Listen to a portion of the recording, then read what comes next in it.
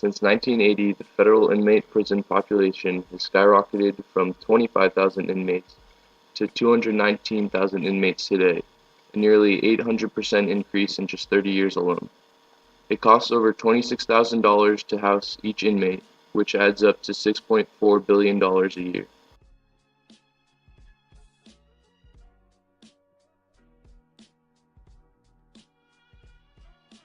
Russia. But what is your perspective on the comparison incarceration rates, Michael Jacobson? Well, there's no question that based on all the reported numbers, the U.S. locks up a greater percentage of its population than any other country. And I think one of your callers said we had 3%. We have about 5% of the world's population and 25% of the world's prisoners. And so it's just a huge issue how much we imprison. Criminologists tend to call it mass imprisonment.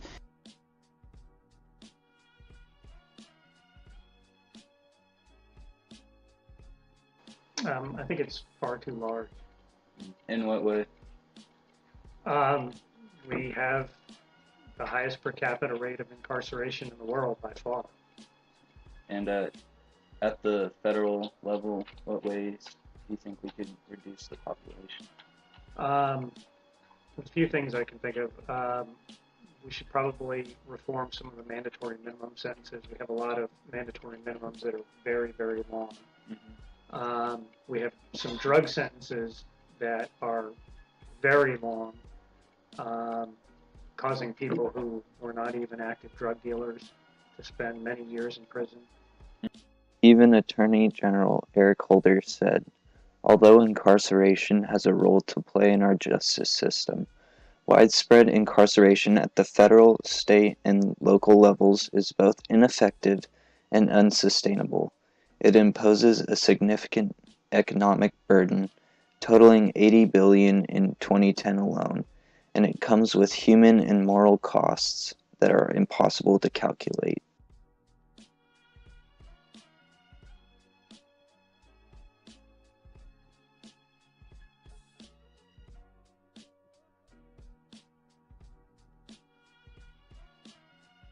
It isn't just the union that says conditions in federal prisons are deteriorating. A pair of recent reports to Congress found federal prisons are up to 55% over capacity, with nearly 250,000 inmates. Single beds have been replaced by triple bunks. At the same time, there is a BOP-wide staffing shortage in excess of 3,200. Those are thousands of jobs that aren't being filled.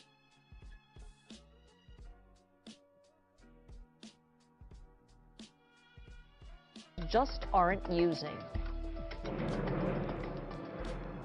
Early morning at the Federal Detention Center in SeaTac. He's working by himself right now. A single corrections officer is unlocking cells so inmates can start their day. He is all alone in this unit with at least, I'd say probably around 120 inmates. He has no one else to watch his back. Situations like this are all too common when federal prison facilities are overcrowded by half its max capacity. If something isn't done about the rise in the federal prison population, more prison guards like this one will get hurt on the job. If something is not done soon, inmates will have less access to rehabilitation programs while incarcerated, which will increase the chances of them committing crimes once they are released. The overcrowding causes prisoners to have less access to line-of-work training, education, and drug treatment programs, and therefore will be more likely to commit crimes once their sentence is over. The federal prison population is a significant issue that Congress faces going into 2014. With the prisons way over capacity, something needs to be done to fix this before it becomes an even bigger issue. It is up to Congress this year to pass legislation that addresses the federal prison population and ways to reduce it.